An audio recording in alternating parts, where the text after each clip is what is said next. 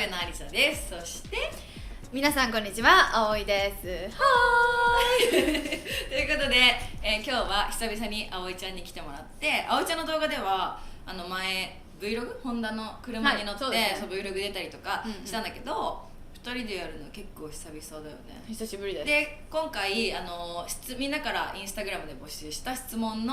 に答えながらガールズトークをしていくっていう感じで、前編が葵ちゃんの方に載ってるので結構盛り上がったよね。盛り上がりました。めっちゃ喋ったもんね。楽しかった。またこっから喋んのみたいなぐらい結構喋って、はい、すごい面白い動画になってると思うので、ぜひ概要欄に貼っておくので見てみてください。で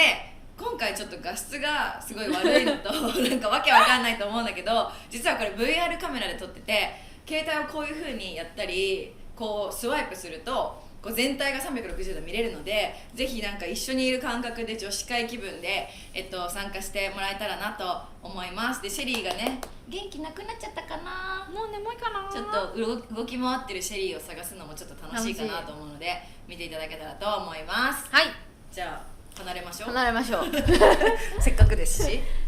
これはじゃあ葵ちゃんが質問読んでくれるってことですね。はい、そうです。私が質問を読みます。はい。ではまず一つ目、はい、仕事中ものすごい眠気に襲われた時はどうしてますか？私はでもうちらの仕事柄さ、あんまりデスクワークじゃない時そうですね多いから、眠気に襲われることある？なんかこう何どうした休憩というか、なんかめっちゃ朝早くから撮影してて、そういう時になんかお昼休憩とかだったら分かる分かる、ちょっと眠くみたいな、今うちらちょっとご飯食べちゃったからねそうなんかこうなったりとかはありますけど、その後も撮影集中しないといけないから、何するやろ。でもデスクワークしてる時とかはもうだから昼あんま重く食べない方がいいんだよね、本当は。本当はね、がっつり食べて眠くないと意外と起きてられるけど、確かにでもやっぱコーヒーを飲むとか私はねオロナミン C みたいな感じの炭酸とかでスカッとしたりとかかな。目薬させばいいですよ確かに。てかそうなんだよね。だからもうデスクワークとさ、うちらみたいなちょっと働き方が働き方も違うし、そうですよね、私デスクワークもずっとやってたじゃん。そうですよね。でももう眠い時はね、もうでもほんとコーヒーその当時は1日 4,5 杯とか飲んでたから、でもそれが結局コーヒー飲んだからって起きてられるかって言ったら、眠くないかって言ったらそういうわけではないんだけど、気持ち的問題ですか？だからやっぱ睡眠をとることが大事です。そうですね急に眠気に襲われた時はコーヒーを飲むか、目薬をさしましょうっていう。全然しょうもないじゃあ次、はい、お二人はどんな話題で盛り上がるんですか？何ですかね。何の話してる？でも仕事の話が多いか、仕事の話が多いとか、K-POP の話もしたりもするし、どんな話でもちょっとしたきっかけからなんかここまで広が喋ってる気がする。あおちゃんがマジで喋るから、いやそれもあるけど、でも仕事の話、恋愛の話もたまにするし、けど結構仕事と最近あったこととか。そうですね、だってあおちゃんの地元の友達の話までやばいそんなのぐらい何でも話すよね、結構。なんか特に盛り上がらない話はない。そうだね、確かに。だから本当にこの動画みたいな感じでずっと喋ってる、何のジャンルも関係なく喋りますね。だってあおちゃんのおじいちゃんとおばあちゃんの家族構成まで聞かされたしいい、これ絶対会話広がるからやめとこう。次行きますはい、私が長くしちゃですね、はい、これちょっと真剣な話ですね。お二人のような芯を持った美しい女性で居続けられる秘訣を教えてください。でも私の場合は優先順位を多分無意識のうちにいろいろつけてるから、それが若い時より決めやすくなった。今は自分はこれをやるべきだなとか、こっちを優先するべきだなとか、それがプライベートを優先すべきタイミングなのか、仕事を優先すべきタイミングなのかとか、その自分の選択をこうしてってさ、もちろん常に選択の連続じゃん、それがちゃんとできるようになってちょっと良くなったのかなとは思うけど、自分に芯があるってあんま思わなくない？思う？結構私もブレブレしてるかも、意外と。私こだわりが強いんですよね。そうだよね。だからこだわりが強いことか芯が強いかと言われたらまたそれは違うかもしれないけど、でもなんかやるって決めたことに対してとか、特に仕事は私はちょっと逆にプライベートは仕事を一生懸命やってるからなのか、プライベートの方が優柔不断だし、すごいこうなんて言うんだろう、そう苦手なんですよね、そういったことが。だけど仕事の方がはっきりしてて、やりたいことがとか、こうするべきこととかっていうことがなんかこう自分の中ですごい、これは嫌だ、これはいい、じゃこれは嫌だって決めつけるんじゃなくって、じゃあこうするためにはどうしたらいいかみたいなのとかもすごい考えちゃうぐらい、こうなっちゃうんですけど、プライベートはそうかというとそうじゃないから、なんかそこが芯が絶対強いかって言ったらそうじゃないけど、そうなりたいとは思ってるから、芯が強いって何なんだろうね。なんかこうそもそも自分の気持ちっていうものはその、なんて言うんだろう、好みとかも変化するし、なんかそういったものは変わる、その時によって変わるとは思うんですけど、その時やるって決めたことに関してはブレないことは意識してるかも。確かに。でも葵ちゃんはこだわり強いよね。めちゃくちゃ多分強い。いい意味で、それはすごい思う。なんかこの仕事をやるって決めたらどんな結果であれやり通すっていうのは、どんなことも決めるかもしれないです。なるほど。それがどう見えてるかみんなには分かんないけど、まあ周りになんかさ言われたら結構周りの意見に流されるというかさ、ゆらゆらしちゃうタイプ？内容による。しちゃうんだよね。仕事だったらあんまりゆらゆらしないかも。でも恋愛とか例えば確かにそうだね。なんか友達のこととか、例えば全然その仕事が関係ないことだったらどうしようみたいな、結構人間すぐ信じちゃうんですよね、私。それで傷つくこと結構多いタイプなんで、なんかこうそのなんて言うんだろう、どうしようみたいになっちゃって、結構優柔不断が出ちゃうんですけど、仕事に関しては自分がじゃあやりたくないことを周りにやった方がいいからって言われてやれるタイプではないんですよ。なんか新たな挑戦とかだったら分かるんですけど、なんか確実に自分はこうがいいって思ってることに対してこうやってほしいからこうやってみたいなこと言われてもなんか納得が、なんか別にわがままっていう意味とかではなくて、どういう意味でそれをできるかっていうことに対して理解が例えばできないことだったらあんまり流されない。そっか。でもなんかあれかも、私の場合その流されないかったりするのが芯が強いっていう捉え方だとしたら、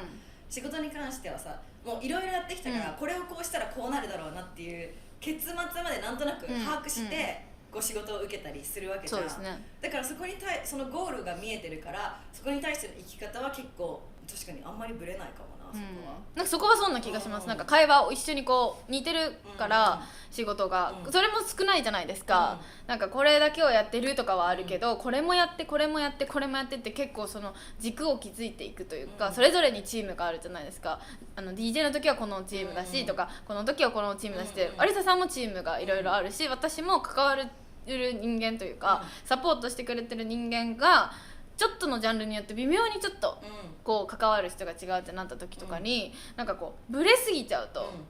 それを引き立てるってか、私たちを引き立てるためにサポートしてくれてるから、そこが意志が弱いと、サポートのしづらさとかもあると思うから、そういった意味ではなんかこう自分っていうものはしっかりしてるかもしれない。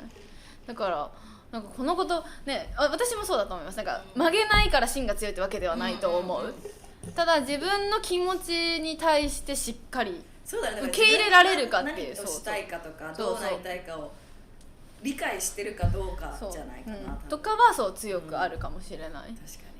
じゃあちょっと次いきますね。はい。年上年下のお友達と付き合う時の心得はありますか？けどうちが年離れてるもんね。けど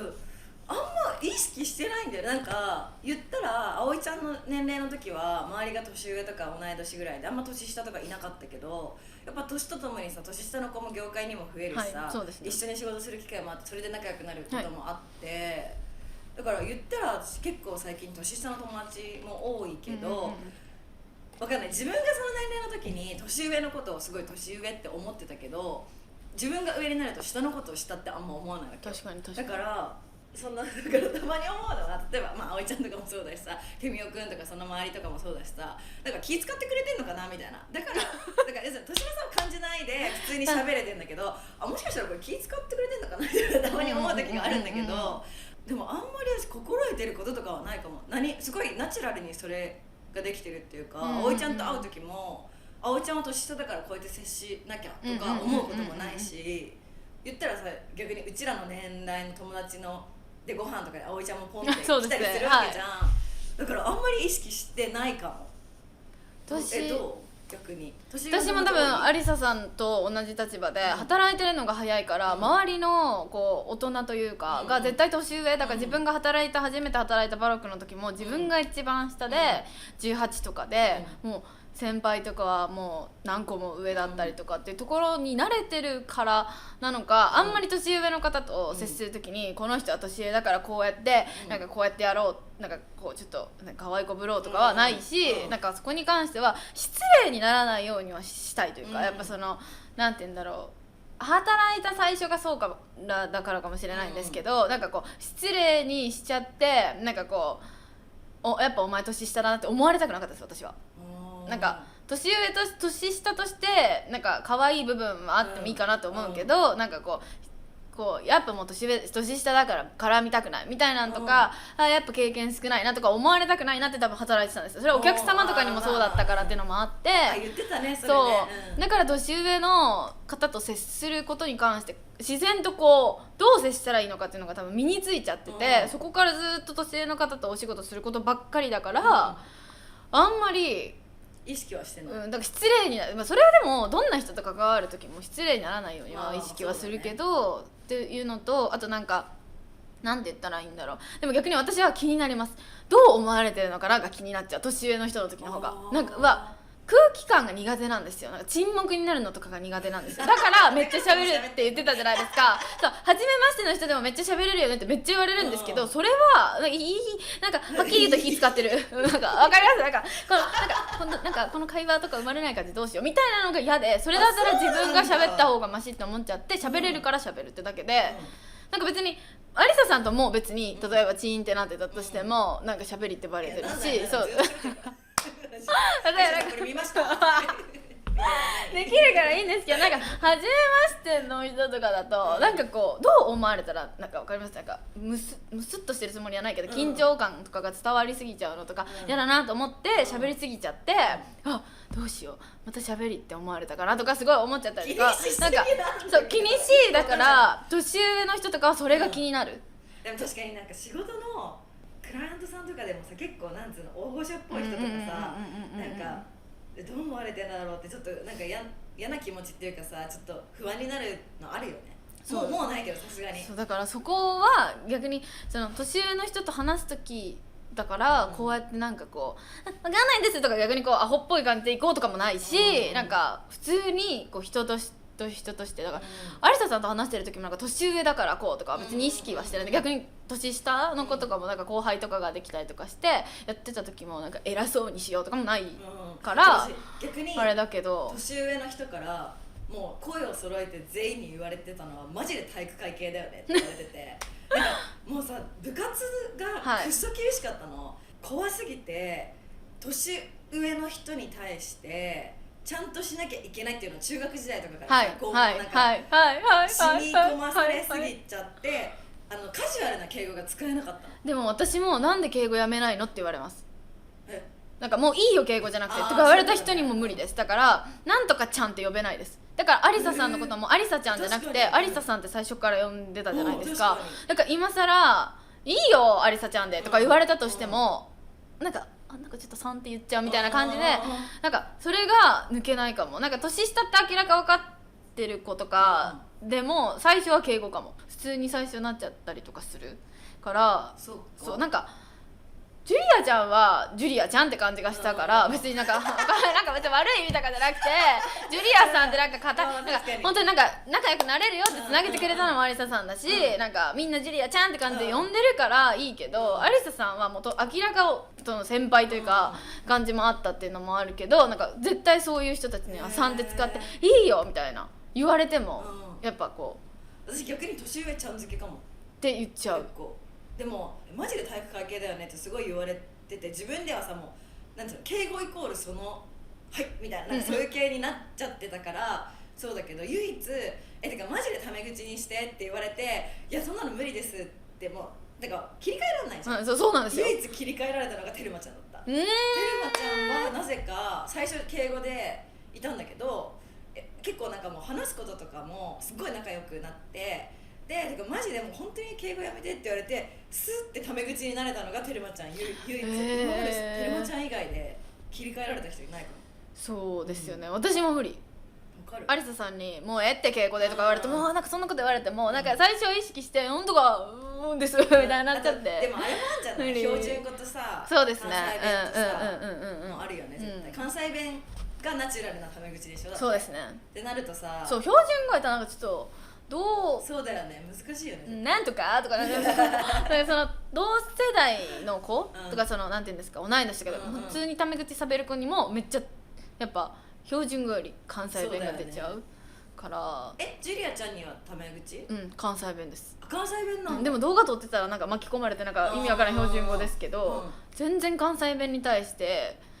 バリアとかないから、いや普通ないですよ。ないから。怖く思われちゃうってやっぱ思ってるよね。関西の人見てくれる？あ、そうなの？なんかきついってやっぱ思われる気がして。けど私は関西弁喋ってる葵ちゃんの方が好きで。ほんまですか？なんか葵ちゃんって感じですか？だからこの多分動画撮ってる時とかもあんまり関西弁じゃないと思う。ですね。ですよね。分からんけど誰も知らない秘密みたいな言い方するの。なんかあんまり出てこんくなるかも関西弁が。動画回すでしょ。そうです。だから仕事モードになっちゃうんですよ。葵ちゃんの動画でさやさんが出てくるようになってマジで良くなったと思う。ですよね。ナチュラルな私が多分。そうせっかく葵ちゃんってこんなに面白いのに全然動画だとさなんかかしこまってる感じがして。ずっとそれ言ってくれてたじゃないですか。どうやったら葵ちゃんのこのナチュラルな感じが動画に伝わるのって言ってくれててずっとこっちだって知りたいみたいなやってたけど絡んでくれる人がいたら生かされるけど一人やったら。しかもさやさん関西人でしょ。関西人じゃない。あ、違うの？石川県出身の関西の大学にいたんですよ。4年間行ってて、で周りの友達とかも関西人多いし、私のチームも関西人だらけじゃないですか。だからそれで全然そうやなとか言ってるけど、そうだから対応できるタイプの人。で石川県のなんか感じがなんか関西寄りな発言とかもあるんですよ。それなんか全然関西弁やったら石川もこう言うでとか言ったりとかするから、なんかちょっとまあ似るものがあるみたいで、全員に思われてます。クライアントさんとかお仕事ご一緒する人も全員に関西同士なんですねとかあるんですけど、実は関西じゃないんですよとか言ってる。そうだからまあね、年上年下そんなにねあんまり気にしないくない？なんか年とともにもっと気にしなくなる。年齢じゃないなと思いました。そうだね、関わる人がたくさん増えた時に年下でもしっかりしてるなって思う子もいるし、年上でも私の方がしっかりしてるんちゃうかっていう人もいるし、なんかそこはだから人として見るようになったと思います。年齢じゃないですよ。それはなんかやっぱ初対面とか関係値ができるまではちょっとやっぱそこは人としてどうかっていう接し方。そうだね、結局だってうちらが仲いいのもさ、年がうんぬんとかじゃなくて話が合うからこうやって会ったりさ、プライベートでも遊んだりするわけで、そこだよね。そこですね。だからどう思われるかはちょっと気にしましょう。年齢は関係ありません。はい、じゃあ次いきます。好きな香りやおすすめの香水が知りたいです。これうちらさ被るよね、匂い。だってアナザー一緒だったでしょ。いや私サンタルが一緒だった。アナザー好きですよ。でも持ってない。アナザーかサンタルにするかで私はサンタルを買ったんです。そうだ。あとなんだっけ、最近のディプティック。私はオルフェオン。そう私もいい香り。そう買いましたよね。海外の時に。それだから結構一緒だよね。今日何つけてます？今日はねルラボの香港の香りバイヤいい香り。でもこれよくつけてません？アリサさんの匂いって感じがする最近の。うちら香りの趣味一緒なんだよね。私今日オルフェオンディプティックの。私もあれも結構つけるけど、葵ちゃんと会う時はオルフェオンつけない。かぶるから葵ちゃんがつけてるから違う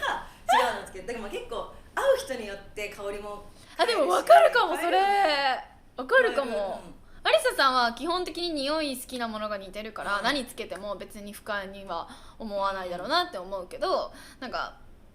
激甘とかさちょっと食べに行く時とかはやらないしとか意識するかも。確かに。どんな匂いがいいんだ。でも質問何なんだっけ？おすすめな香水とか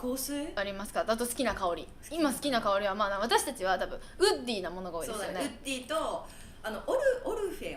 オンってあれ何系なの？あれはフラワーベースからの最後の、あれフラワーベースなの？最初はフラワーなんですけど最後がウッドになるらしい。ああそうなんだ。なんかあれ言ってた。いいよね。あれだって私さブランドさんからいただいて、はいはいはい、それでめっちゃいい香りって思ってでアメリカに3ヶ月行った時に香水忘れてディプティックに買いに行こうと思って買いに行ってめっちゃいい香りって買ったら家にあったみたいなストックある家2つロスのお家と日本のお家両方に1個ずつあるぐらいだけどやっぱ好きな香りなんですよね、でもディプティック、ルラボ、バイレドあれってバイレード、バイレード、バイレード、その3つが私は好きかな。私多いのでも一番多いのはやっぱルラボ、じゃあそうディプティックが多くて、私ルラボも多いな。ルラボも、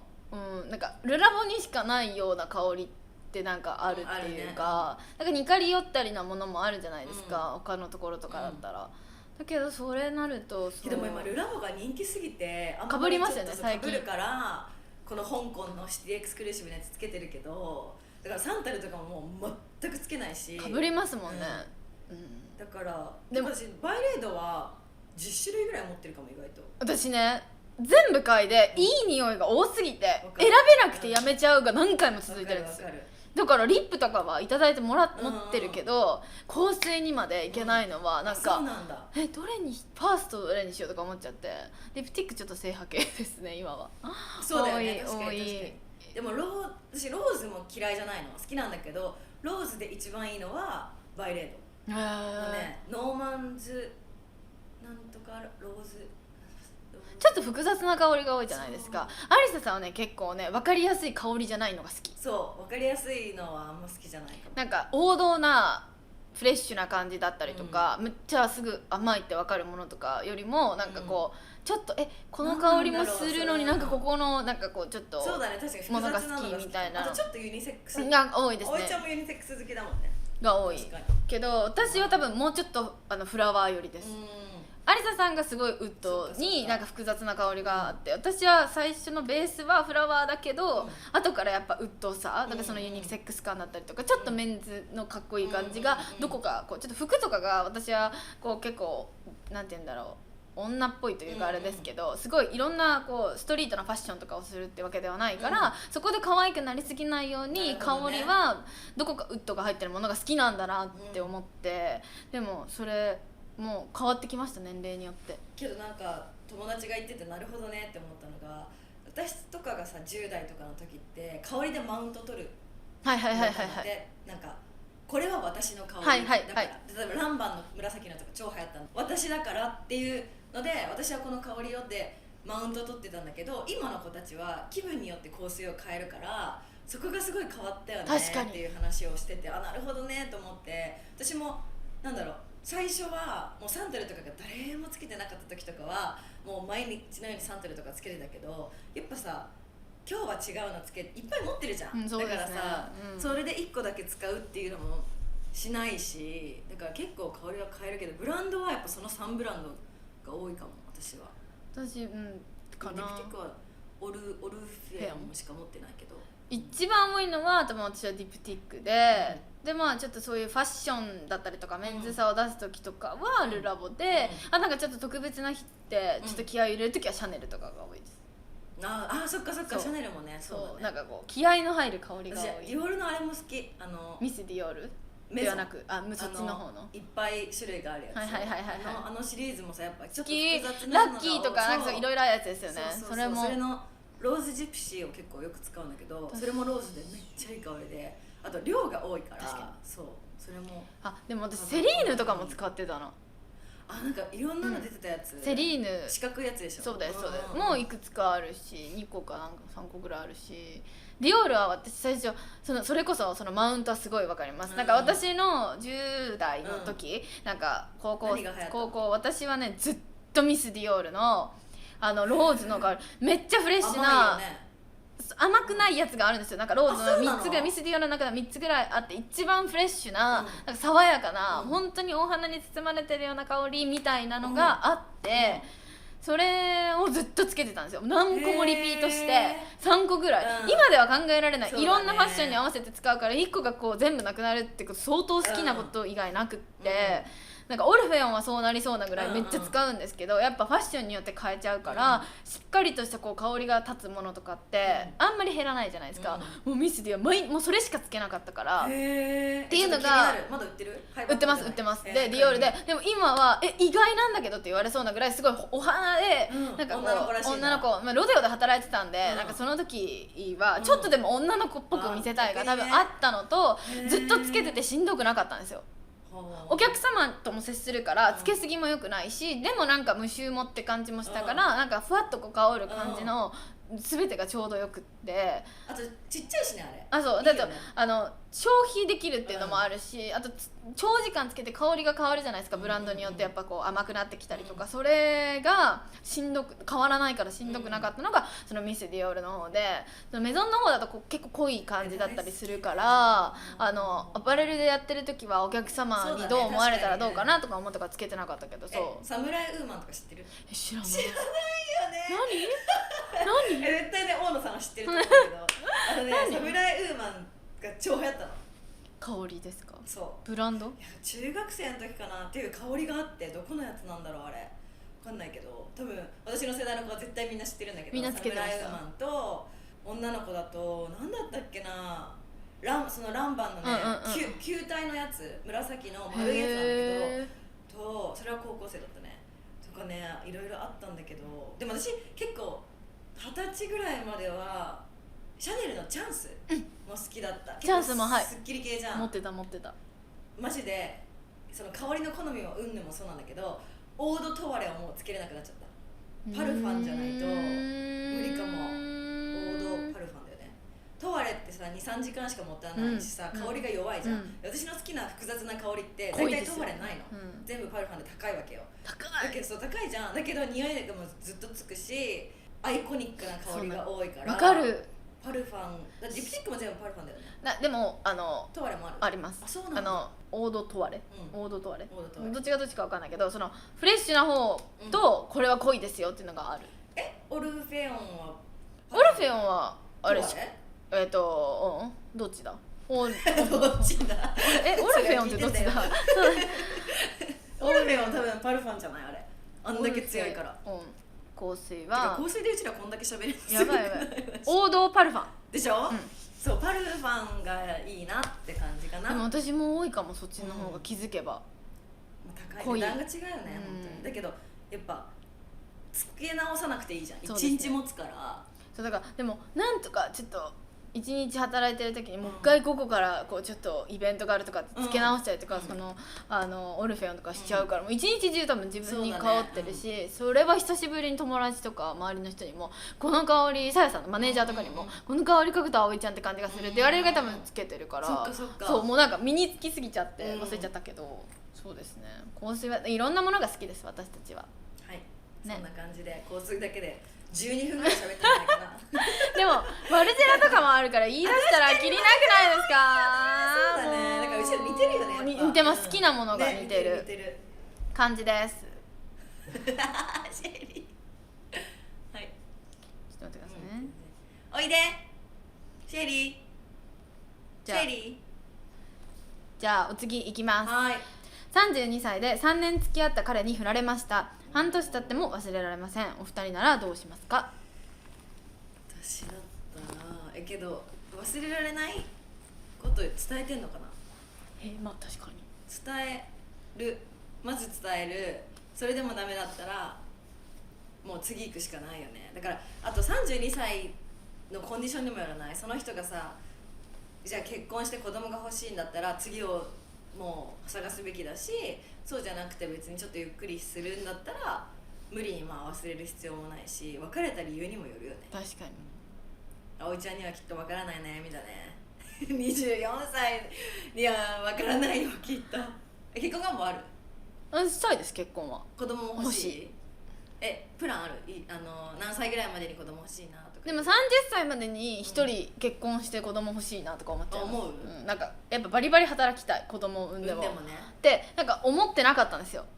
やっぱここ2年ぐらいで思うようになって、なんか家庭に入りたいってすごい思っってた。なんかだから消費しようと思って、なんか私が東京上京した時のプランは25歳まではマジで本当に自分ファーストでめっちゃ仕事頑張りたい、で25歳からはやっぱこう結婚とかもしたいし、めっちゃ子供が好きなので、自分の子供はやっぱこう欲しいなって考えた時に、なんか家庭でなんか家庭を優先したいってすごい思ってたから、そういう状況になったら、だけどいや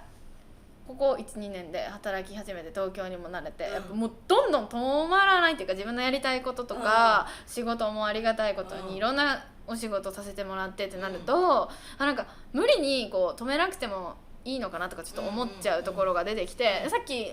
私の方で言ってくださったみたいに、いつかこう選択肢がプライベートを優先すべきことだなっていう時だったりとか、仕事を優先すべきことだなってこうなったりとか、自分の時間が今は欲しいなとか出てくるって言ってたじゃないですか、もうそれにちょっと身を任せて、そうだね、確かにって思ったら、なんか30歳ぐらいまでに1人産んでおけば、なんて言うんだろう、それを踏まえた上でまだエネルギーがある気がするから、活発に働けるかもって、体力勝負だからね。そうって思って、体のこととかも考えると、自分がどういう体質か、まだそういうの分かんないから、そういった意味も考えるとっていう、今はだからその願望としては30歳ぐらいには結婚をして、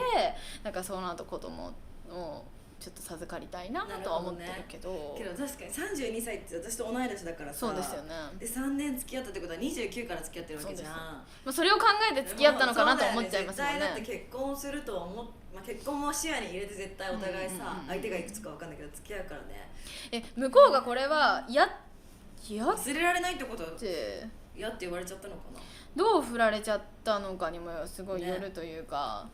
ちょっと難しいですけど、24歳だったら忘れたいなって思うまま自然に身を任せたりとか、私だったら多分すごい仕事ってやって、いつかこういい人が出会った時に切り替えられる時に切り替えられた方が忘れられて、多分なんか根に残らないというか感じがするけど、なんかその年齢、もう女性の立場として分かるから、そうなったらなんか本当にそのアリサさんの言う通りだと思います、結婚をして子供が欲しいかっていう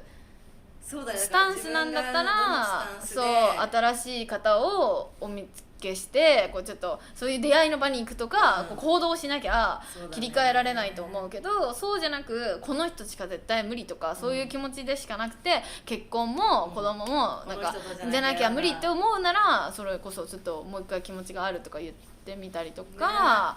なんか逆にその恋愛では変われない気がするから、なんか仕事に打ち込んでみるとかってすると意外と忘れられたりとかもあるから、私だったらもう一回リベンジというか言ってみて、それでもダメだったらもう私は結婚したいし子供欲しいから他探すかなって感じです。捕まえちゃったもんね。ですね、どこ行った質問のやつ。しりとん。じゃあ次いきますね、はい、お互いの羨ましいなと思うところは何ですか？まずは若さあとは若さ。やっぱ葵ちゃん無敵だよ。無敵じゃないです。無敵。やっぱ若さと元気かな。羨ましいな。元気じゃないですか。やっぱそれは勝てないよ。私はある。英語。あと英語がまず話せる、そういうまあ事実的なことと、あとやっぱ顔の広さはすごい、世界中どこにでもアリサさんを知っている人がたくさんいることなんかいろんなもうすごいで、それだってコミュニケーション能力高いですよ。そうなのかな。すごい羨ましいなって思う。強みだと思いますよ。いろんな人と関わりがあって、やっぱそれで輪が広がってみたいな、なんか友達もそのグローバルにたくさんいるっていうのもそうだし、なんかこうね、いろんなことを知ってる、日本に限らずだから、知識もそれでその分かんない、どうやってアリサさんが知識を得てるか分かんないですけど、全然私が知らない海外のブランドのことだったりとか、そういったこともなんかすごい知ってるじゃないですか。羨ましいなって思います。だって英語できなきゃできないの勉強しろよってちょっとそれはそうなんですけどなかなか勉強して喋れるかって言ったら本気出さないと無理だもんね今。仕事とかしちゃってるとさ無理だから本当にポンって海外にこうちょっと入れられたりとか、うん、留学とかそうないと無理ですね。シリが活発になってきた。じゃんじゃんチャカチャカチャンチャンチョコチョコトントントコトコト。あ、しーちゃん、うわ、あ、葵ちゃん大丈夫？チェリーちゃん、葵ちゃん大丈夫？やめて活発になってきたんですか？元気になってきたね。そうね、羨ましいわ。そうですね。いや私は普通に葵ちゃんという人となりもそうだけど、もう純粋にやっぱ若さはお金じゃ買えないから本当に頑張ってくれって思ってでも有沙さんもだって24歳があったわけじゃないですか。そうだね、うん、楽しかったよ。楽しかったですか？マジで楽しかったでも大人になっていく時間が早すぎて私そうだもね、なんかなって思います。どんどん早くなるからだから若い子が羨ましいなってなりそう。なるよ、うん、なるなる、6年後ぐらいになってるなる思いますね。じゃあ次行きたいと思います。はい。人生お金が全てじゃないと思う時はどんな時ですか？結構私は思ってるかも。まあお金も必要だし、あったらあるに越したことはないと思うけどでもやっぱりあれかな、マイルズといる時かな。これ見てくださいここですよ、ここですよ。思うやっぱマイルズといると別になんかお金とかそもそもなんかそれで一緒にいてお金とかなんてなくてもとかわざわざ思うわけじゃないけど、別にそんなお金に価値を見出さないというか、別に住むとこがどこになろうとまあ一緒だったらいっかみたいなのはすごい思うかな。けどなんかお金っていうよりキャリアだな。私がその仕事をしていく上でもちろんお金も大事だけど、そこより経験値とか内容とかそっちの方が大事だなって思うから、例えば金額が低くてもすごい自分にとって良さそうなものだったら受けるし、なんかだからそんなにまああったらあったで超助かるけどお金は自由が増えるからさ、あと心の余裕にもつながるし、だけどそんなお金が全てって思ったこと自体がないかも。私全く一緒ですね。だから葵ちゃんとなんかお金っていうイメージがないかも。だってそうだからびっくりしてたじゃないですか、これをだから動画で言っていいのか分かんないけど、私たちってまあ有沙さんはヒグのことヒグがどういう給料体制か分かんないんであれですけど、普通の会社員とかだったら月給これぐらいでってこうお給料が決められてて、それのために働いたりとかするわけじゃないですか。私たちはまあなんて言うんだろう、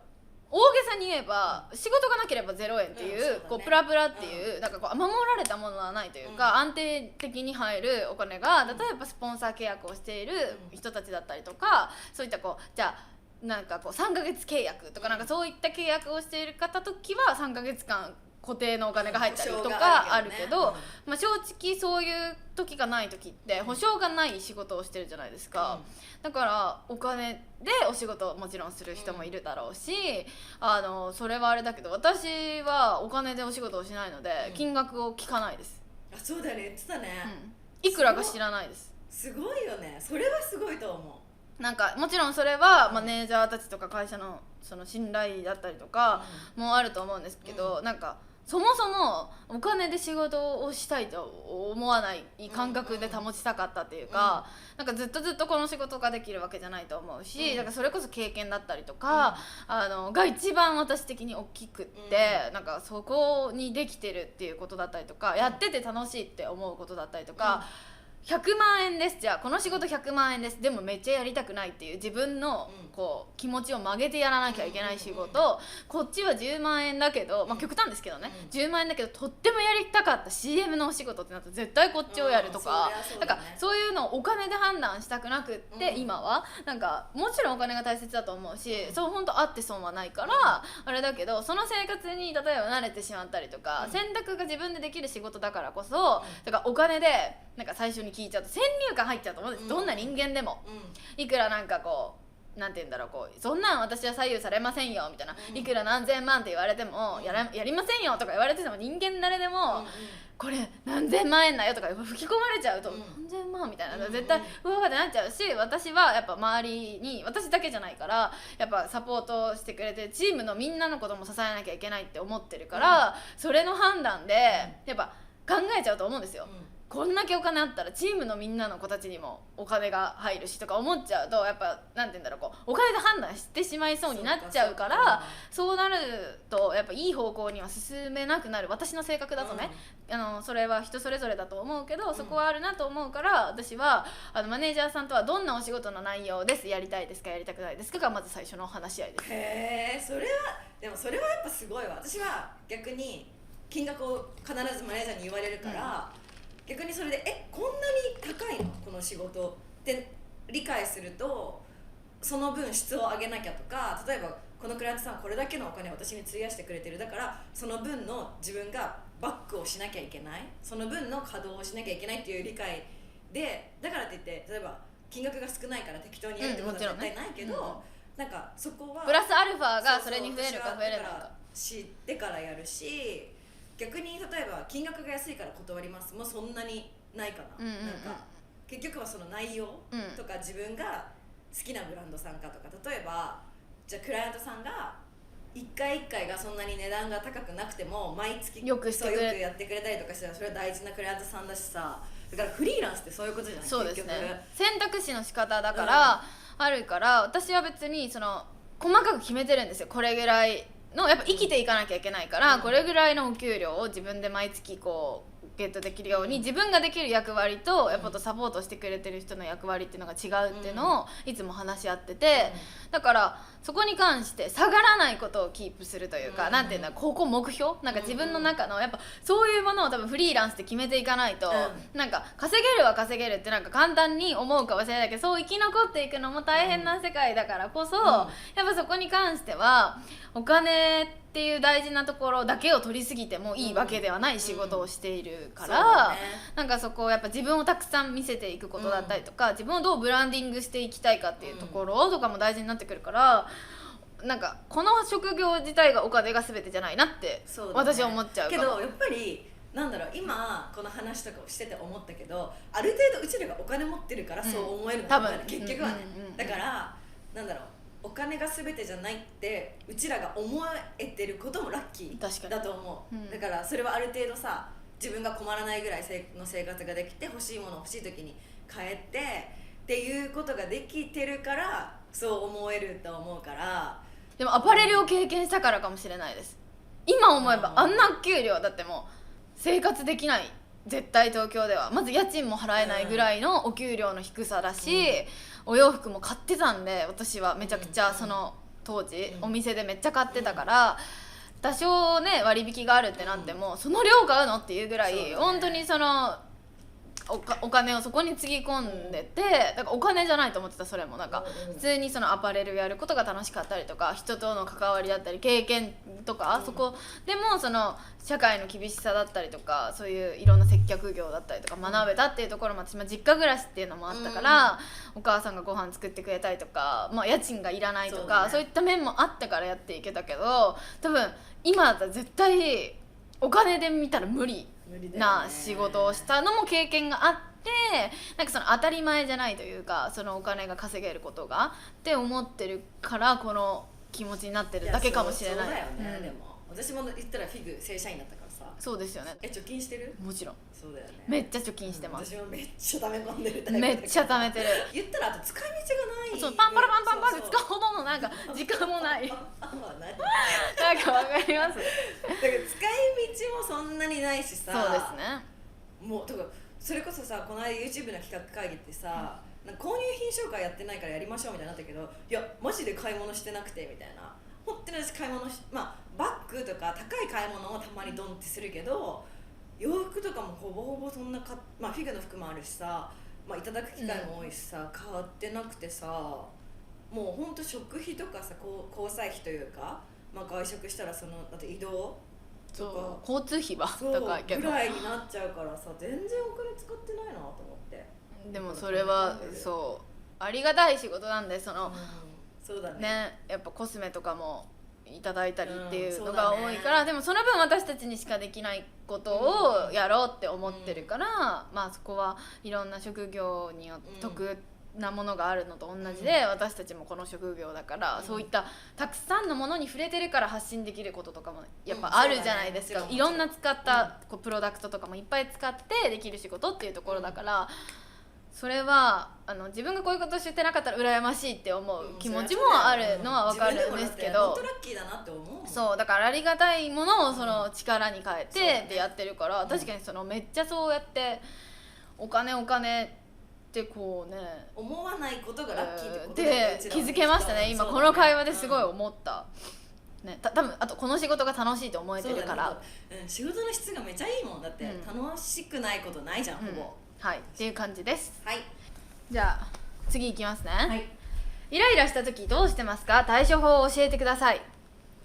イライラした時はもう当たり先がマイルズしかないから、でイライラでも PMS の時とかめっちゃイライラするからな。だけどそういう時はもうなんか被害を自分がイライラしてマイルズに当たっちゃうっていうことを分かってるから、ちょっと話しかけないでってマイルズに言うように、ごめん本当に今イライラしてるから話しかけないでみたいな感じで言うようにして、変に無駄切れとかをしないように心がけてるけど、やっぱもう生理前は無理。もうそれしゃあない。イライラする？します。私葵ちゃんがイライラしてるところとか見たことないんだけど。私超イラチですよ。嘘？短期すごい。なんかマジ？無駄、そう仕事とかでその無駄にとかやないけど、もうってよくなってる。本当？対処法は？対処法はでもなんか例えばなんていうんだろう、その気の許せる人とかそういった人にはもうちょっと今もイライラするからごめん当たりそうやから静かにしとくわみたいな感じで言えるけど、さやさんに私はなんかもうイライラしたことが例えばあったりとか、別にさやさんにイライラすることじゃなくって普通になんかイライラってした時とかにはもうなんかこういうことがもうイライラするうわーって言ってもうなんかスッキリみたいなでこう人に話すのは大事だよね、っていう感じで切り替えてるから、まあさやさんが本当にスポンジみたいな人で、なんかって聞いてくれるからベラベラ喋ってしまうんですけど、そういうのですっきりして、まあ、女子っていうのはまた生理とかでイライラするのも分かってくれるから、確かにそっか女性だとそうっていうのもあって、そう気持ちも分かるから、それなんか何でもいいみたいな感じで言ってくれて話して落ち着くみたいな。でも私結構あれかもうほんと泣きたくなるぐらいこうイライラする時とかに、動物のさリールとかさ動物の見てると自然と笑顔になってんの、それでちょっとなんか楽になってたわみたいなのあるから、結構なんか面白動画とかわかんないけど、そうするとなんかイライラしててもそれを忘れちゃうから、結構それ対処法かも私。確かにシェリー見てたらなんかイライラとかないから、犬はそうもうあそこ定位置みたいです今日のねもうまだ寝るのおむちゅして可愛いね。でもまあイライラするのは人間誰しもあるから、もうむやみやたらに当たってしまうっていう人だったらもう周りに言っちゃった方が、今はもうちょっと PMS がちょっともうとかだし、そうとかだって自分のせいじゃないし、気の許せる人がいるなら聞いてもらう。ホルモンですから。そうもうためないのがもう一番じゃないですか、あとなんかアリサさんみたいにその動物見たら癒されるとか、そういう自分がどうやったら落ち着くか、例えばなんか寝たら治るのか、あったかい飲み物飲んだら治るのかとか、人それぞれなんかその時のホルモンの状態って違うからを見つけたらいいかもしれないですね。はい、じゃあこれ最後の質問いきたいと思います。最後の質問なんか意外ですね。いきますよ。どんな男性がタイプですか？それ最後だそれ最後やった。男性のタイプとかな、いやなんだろうな。でもなんか私的にタイプと好きになる人って違う気がする。違うし、逆になんかもうさ付き合って8年目じゃん。自分がどんな人が好きなタイプなのかも分かんない結構メキシカンみたいな、メキシコ人みたいな顔が好きで、もう目は絶対二重じゃなきゃダメだし、一緒。もう超濃い顔が好き。一緒。ひげで濃くて、なんか工事現場系、だからドカタ系の人とかすごい日課に似合う人とか超好きだったしみたいな、もう顔がめっちゃ濃い人が好きで、だからどっちかというとなんかブラックハーフとかも結構好きだったし、だからすっごい顔が濃いメキシコ人みたいな人が好きだったんだけど、顔のタイプで言ったらね、けどその人を好きになったことないしマイルズはさ全然そんな感じで、どっちかというと塩っぽいけど、だから分かんない。でも性格とかも分かんない。なんかでもマイルズと付き合う前はなんか自分の私のことを一番に考えてくれる人がいいって思ってた。マジアウトだよねなんかそんな私のことを一番に考えるなんて無理みたいな、なんかなん逆に多分なんかこれ見てくれてる人はみたいな、自分のことを一番に考えてじゃなくて逆に考えなくていいんですかってなってると思ってた。なんか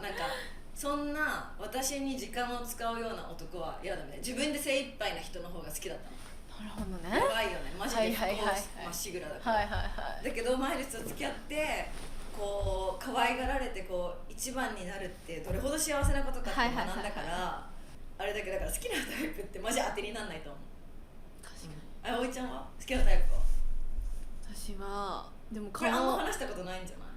ない？なんか好きな顔のタイプとか男性のタイプとかは言ってないことはないと思うんですけど、なんか私も男性って感じの人が好き。なんか本当に似てます。目は、別にこれは好みなだけなんで別に人それぞれですけど、私は本当に目がクリッとしてて、どっちかっていうと本当に色はあんまり白くない方がなんかホワイティーな感じ。BTS 好きなのに？それはまた別なんですねなんかわかります？違うなんかアイドルじゃないですか、彼氏は私が別にめっちゃ真っ白系女子じゃないんで、なんかなんかもう焼いてくれてるぐらいでいい。別にギャル男っていう意味ではなくて、自分からなんかイエーイじゃなくて、本当になんて言うんだろう、男って認識がすぐできるような人がいい。わかります？なんか今ちょっと中性的な感じもトレンディーなんで、そういったちょっと塩系男子だったりとかは、もう完全醤油ソースが好きなんですよ。そのジャンルで言うと。そうなんだ。なんか女の子かな男の子かなみたいなのが好きな方ももちろんいるし、最近やっぱよくそういう方だったりとかいるじゃないですか。それが流行りでしょ今多分。ちょっと男臭いぐらいでいいです逆に。わかる。私もなんかこうちょっと汗かいちゃったぐらい頑張ってなんかさみたいなぐらいの爽やかな感じっていうよりかは情熱っぽい方が好きな感じですね。わかるわかる。私じゃあ一緒だ。だから本当その辺のタイプも似てると思います。だから多分話して2人で全然動画とか関係ない時にタイプの話とかした時に分かるってなったから、その感覚が多分似たまんまで。中身はでもなんかあんまりなよなよしてない方がそうだね確かに。けど、私とバランスが取れてる人がいいなって思っちゃうけど、多分好きになる人はそういう人なんですよね。亭主関白の方がいいか。やだ。なんか無理だろうね。男ではいてほしいけど、偉そうは違う。じゃあさ年上の彼氏とかができたとしてすごい、亭主関白じゃないけどその人が全部リードするみたいなわかんないけどさ。そうなんだ。リードされたいかって言ったら違うんですよね。なんかわかります？それはめっちゃわかる。でも多分うちらのさ仕事柄なおさらさ結構自分でそれこそ選択したりさ、自分でやってるからさ、どんな人がこういう系の女子は結局ついてきてくれる男性じゃないと優しくついてきてくれる男性じゃないと無理だよね。そう根本私多分優しい人じゃないと無理。そしてなんか好みって変わってくれないですか？そうだね。私の場合恋愛経験がマジ少なすぎたから分かんなかったけど、ちゃんと彼氏とかができてこういうことなんだみたいな、だからすごい変わったと思う。例えばもし仮にマイルズと今別れたりしたら全然自分のスタンダードが変わってると思う。そうですよね。もうベースがちょっと上がっちゃってたりするし、だからって思いますね。確かに。最後の質問、好きな男性のタイプやばい。でも自待ちと考えるとやっぱ付き合ってる人と好きになる人とタイプは違うと思います。そうだね。いろんな友達の話聞いても。確かに。だから私たちが好きなのはなんか男って分かる人でした。濃い顔の人です。最後の質問これで本当になんかいいのって感じ。これエンディングって言ってたっけ？言ってました。言ってた。じゃあそろそろ終わりってかもう日暮れてきたよね本当にうちらもチェリーちゃんも寝てるよあなたすごいねそこが好きだったのてかあなた本当にソファーじゃなくてちゃんとクッションのねところで寝るんだねっていうはい、はいというわけで今日は、この360度カメラを使って葵ちゃんとちょっと質問に答えながらガールズトークをしてみました、葵ちゃんの動画の方で前編もやってるんでぜひ見ていただけたらと思います、はい、でこれからまあできれば月1ぐらいでコラボしたいねって葵ちゃんとも話してて、ただ企画が本当に重要になってくるのでぜひこの2人のコラボで企画会議にあげたいと思うので皆さんコメントしていただけたらと思います。よろしくお願いします。見ていただいてありがとうございました。バイバーイ。バイバーイ。